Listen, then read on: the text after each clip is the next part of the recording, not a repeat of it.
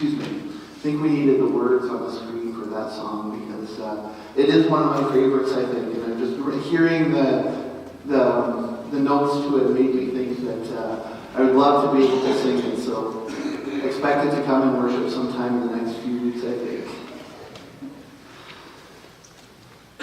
Let's open God's Word. Turn to Daniel 1, where we'll be reading verses 8 through 21. Hear now the word of the Lord. But Daniel resolved not to defile himself with the royal food and wine, and he asked the chief official for permission not to defile himself in this way. Now God had caused the official to show favor and compassion to Daniel. But the official told Daniel, "I'm afraid of my lord the king, who has assigned your food and drink. Why should he see you looking worse than the other young men your age? The king would then have my head because of you." Daniel then said to the guard, whom the chief official had appointed over Daniel, Hananiah, Mishael, and Azariah, "Please test your servants for 10 days. Give us nothing but vegetables to eat and water to drink. Then compare our appearance with that of the young men who eat the royal food, and treat your servants in accordance with what you see." So he agreed to this, and tested them for 10 days. At the end of 10 days, they looked healthier and better nourished than any of the young men who ate the royal food. So the guard took away their choice food and wine, and they were to drink, the choice food and wine they were to drink, and gave them vegetables instead. To these 4 young men, God gave knowledge and understanding of all kinds of literature and learning. And Daniel could understand visions and dreams of all kinds. At the end of the time set by the king to bring them into his service, the chief official presented them to Nebuchadnezzar. The king talked with them, and he found none equal to Daniel, Hananiah, Mishael, and Azariah. So they entered the king's service. In every matter of wisdom and understanding, about which the king questioned them, he found them 10 times better than all the magicians and enchanters in his whole kingdom. And Daniel remained there until the first year of King Cyrus. This is the word of the Lord.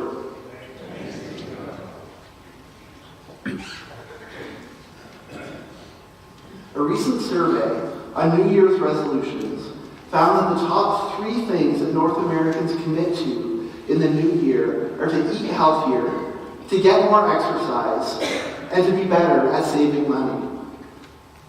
In the first few weeks of the new year, those who have committed to one of these New Year's resolutions will work hard at making change.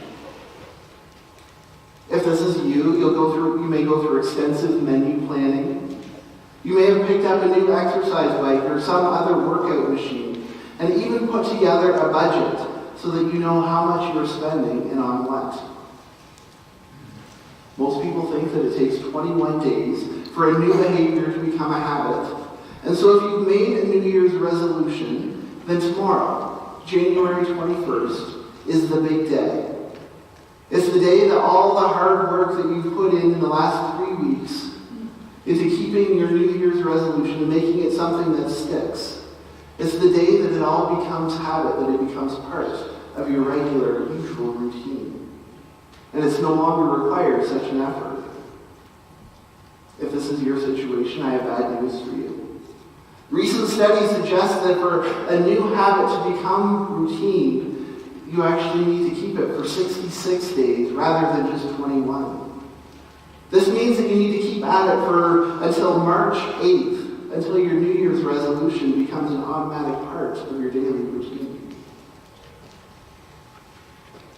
In Daniel 1, as we read our text, it seems as if Daniel has made a New Year's resolution for himself and for the 3 friends who have been taken into exile along with him into the king's court.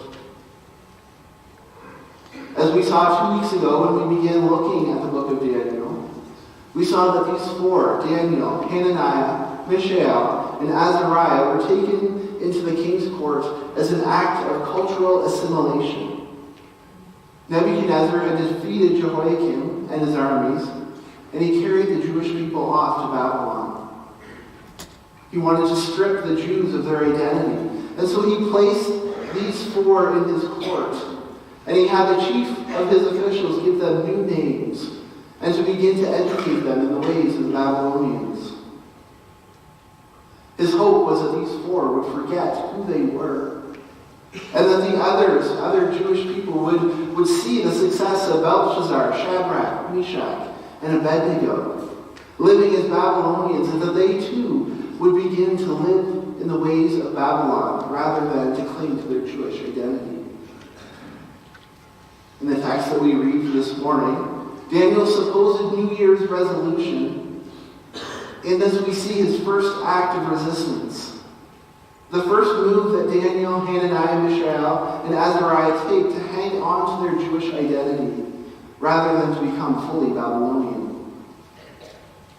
Now I have to admit to you that as I studied this text, there are some things about taking this stand, about deciding not to eat food from the king's table, that don't completely make sense.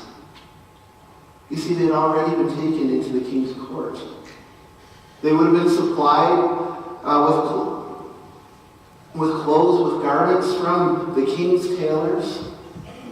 The education that they were receiving already was of the finest Chaldean teachers who were teaching them not only the Babylonian language, but also their religion and their ways of thinking, including astrology and divination.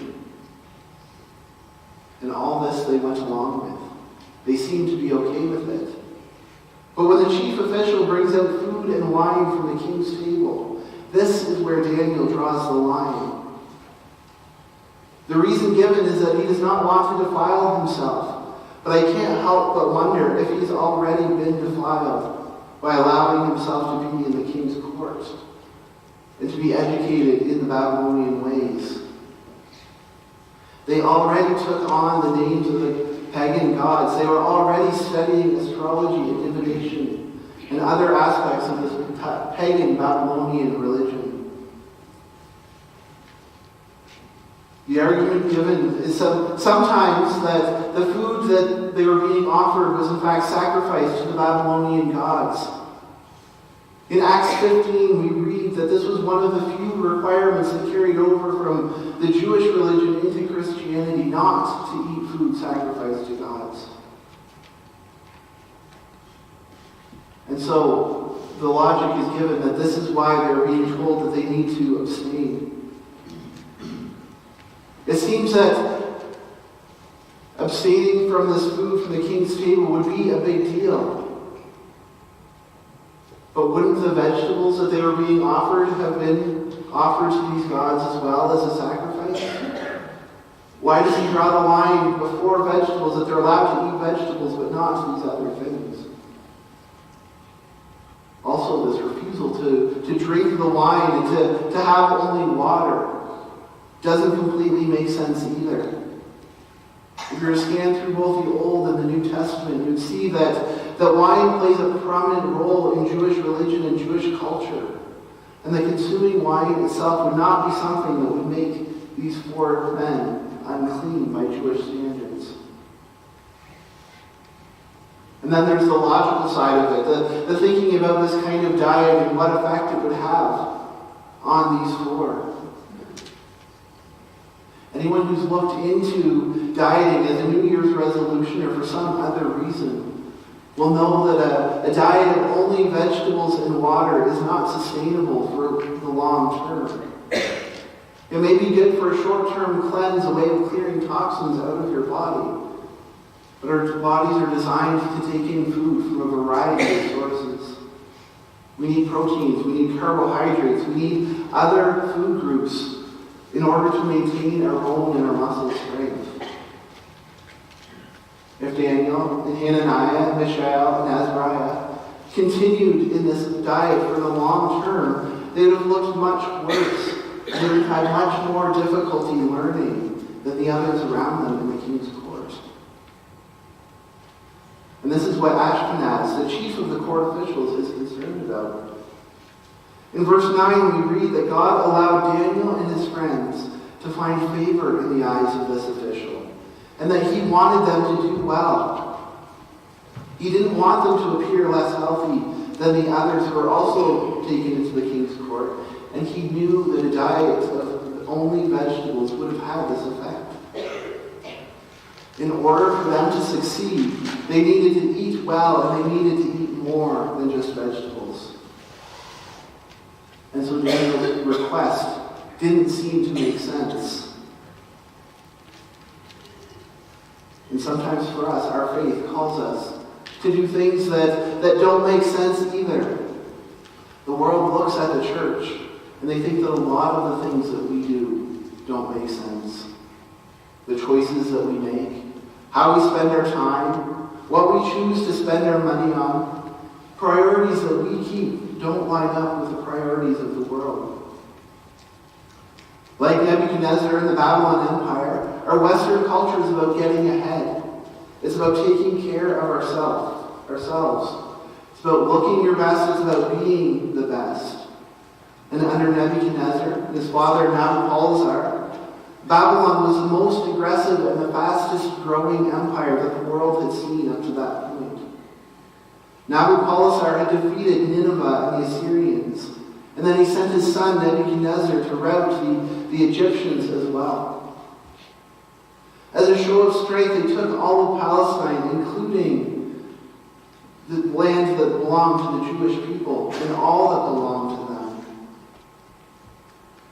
Remember how Nebuchadnezzar took the articles from the temple?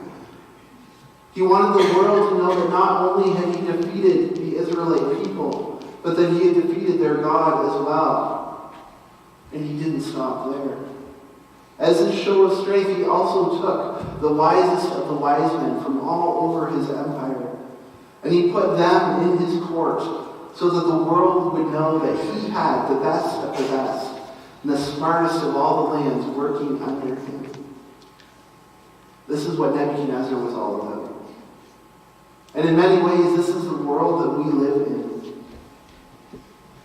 Now, I could try to make a comparison between King Nebuchadnezzar and those who are in charge of this country, or of the other world powers. But today I want to make it a little more personal. I want us to look at the worldly wisdom and see what it says about how we should live our lives. Worldly wisdom says, I is king. The things that we do should directly benefit ourselves first. Save your money, invest in your future. Build bigger farms, bigger businesses, bigger houses, and buy bigger cars. And what you don't save, what you don't invest, the world tells you, spend it on yourself. Buy more toys, fill your houses with nicer things. The world also tells us how we should spend our time. Work hard, play hard, do what makes you happy. Our world has very little room for volunteering your time or for doing things that don't directly benefit yourself. Same too with tithing or with giving to charity. It makes no sense to the world that we give up 10% of our income, or that we give to the church or to other causes before we know that we have enough to pay our bills at the end of the month, or to send our kids to Christian school, to support Christian education when there are perfectly good schools that our taxes already pay for. There are things that we are called to do that the world looks at and they think this just doesn't make sense. But there's more to it than just doing things that don't make sense. It's more than just the things that we do. It's about trusting in God's provision.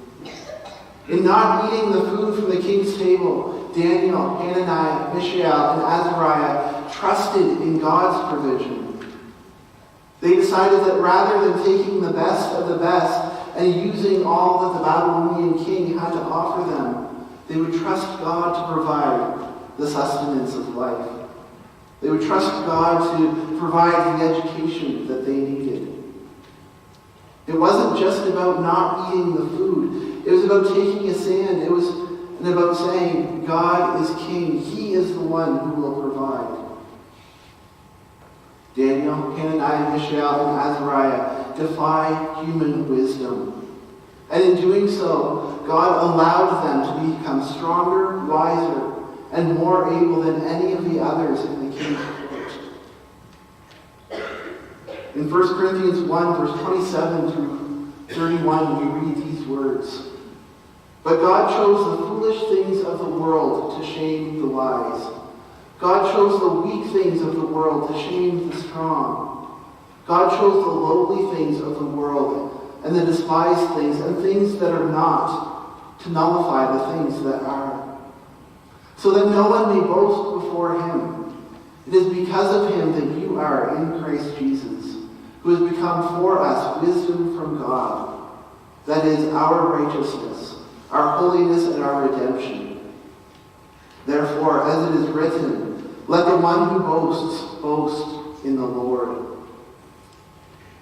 It may have not made sense for Daniel and for his friends to eat only vegetables, but it did make sense for them to trust in the Lord's provision. In trusting God, they were able to grow in their faith in him.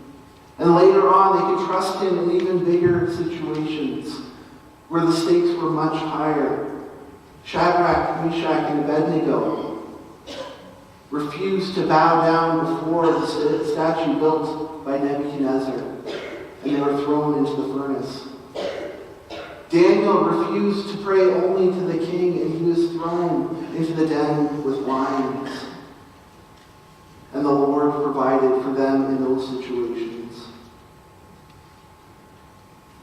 Daniel makes it clear as he writes this book, and he makes it clear throughout our entire text that it was God who was providing. In verse 9 we read that God caused the official to show favor and compassion. Now if you were to go back to the original language in which it's written, it would translate more clearly as God gave favor and compassion to Daniel in the eyes of the official. And there we see those two words, God gave. We talked about them 2 weeks ago, and we see them again today. And they appear again in verse 17. To these 4 men, God gave knowledge and understanding of all kinds of literature and learning. And Daniel could understand visions and dreams of all kinds. These words God gave show that God is in control, that God is the one who placed Daniel and his 3 friends in Nebuchadnezzar's court. And that God is providing for his people as they are in Babylon.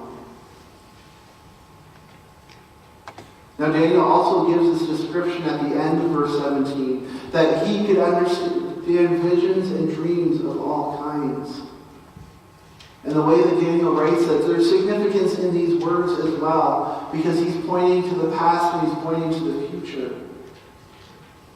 In pointing to the past, he makes a reference that any of his Israelite, any of the Jewish readers would have understood, that he compares himself to Joseph, who was carried off into Egypt, and who was enslaved in the house of Potiphar and then thrown into prison, and eventually came into the Pharaoh's court, and given a position of esteem, given a position where he carried influence in that land, and put in a position where God was able to use him to provide for the Israelite people in Egypt. And so Daniel makes this comparison to him to say God has provided for the Jewish people, but he's also looking to the future. In Isaiah 11, verses 2 and 3, we read, the Spirit of the Lord will rest on him, the Spirit of wisdom and understanding, the Spirit of counsel and of might, the Spirit of knowledge and fear of the Lord. He will delight in the fear of the Lord. He will not judge by what he sees with his eyes or by what he hears with his ears. Now we understand these verses as pointing ahead to the Messiah, pointing ahead to Jesus Christ, our Savior. And Daniel and the Jewish people would have understood this as well. And Daniel's not putting himself in the place of Jesus, but what he is doing is he's saying, God has provided in the past, and God is providing right now in Babylon, and God will provide in the future. He wants his reader, which includes you and I, to understand that God is in control and that God does provide. Daniel completely trusted in the Lord's provision. And a result of this trust, he's able to thrive in the king's court. And not only has he a place of influence in Nebuchadnezzar's court, in the Babylonian courts, but that he outlasts the rule of Nebuchadnezzar, as well as that of his son and his grandson, and the entire Babylonian empire. We read in the very last sentence of the last verse that we read, that Daniel remained in the king's court until the first year of King Cyrus the Mede. Now, King Cyrus was the one who defeated the Babylonian Empire and brought the Mede and the Persian Empire into power. The night that the hand appeared and wrote on the wall, that Daniel was able to interpret what was going on. That his time, that God provided for him, that allowed him to survive the entire Babylonian rule, the exile of the Jewish people to Babylon. Now we can look at Daniel's life and we can say that, yeah, it's nice that it worked out for him, but it doesn't always work out so well for us. And we can say Daniel was able to trust for God's provision. But what happens when God doesn't answer our prayers or doesn't seem to provide for us? And we talked already this morning about the first deacons and about Stephen and his role. And we could say that if we look at Stephen's life, that the same was for him, that God did not provide maybe in the way that we might have, or the way that Stephen might have expected. He steps into his role as a deacon. He steps into his role as a spiritual leader in his church. And it immediately cost him his life. He trusted God's provision and he was stoned. But as he looked to heaven and he saw Jesus sitting on the throne of God beside the Father. And he knew that that's where he would go, that God was in fact providing for him.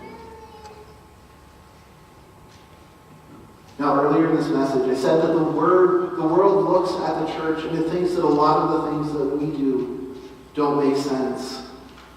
Some of the examples I provided were tithing, giving to the church, volunteering our time, sending our kids to Christian schools. Now we can walk away from here this morning thinking this is the list of things that the pastor thinks we should be doing. And if that's the case, if that's what you're thinking, then I want to tell you that you're missing the point.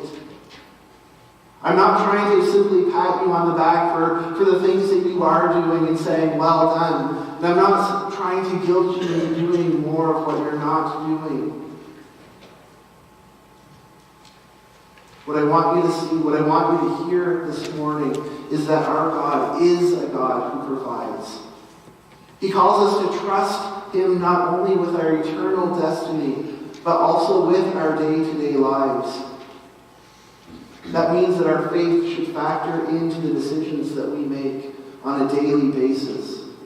And that means that we should sometimes do things that don't make sense to the world, so that they can see that at the heart of our decision-making is our trust in a God who provides. Now, I really don't have a problem with having a big farm or a big house or a big business. All these can, in fact, be signs of God's provision. But what I do want you to hear this morning is that God does provide. And the more that we are able to lean on Him, the more we are able to trust Him and put our faith in Him, the more we will be able to see how He is already active in our lives. This message this morning really is quite simple. Trust in God's provision, because our God is faithful. Let us pray.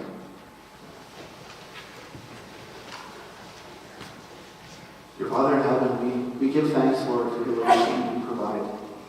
We give thanks that you have promised us salvation through Jesus Christ, our Lord, who is your Son. We give thanks not only, Lord, that we can look forward to that day when we will see you face to face, and that we will be with you in eternal glory, but we give thanks as well that you are with us each day. We pray, Lord, that we may see the signs of your provision, and that we may recognize that they are indeed gifts from you.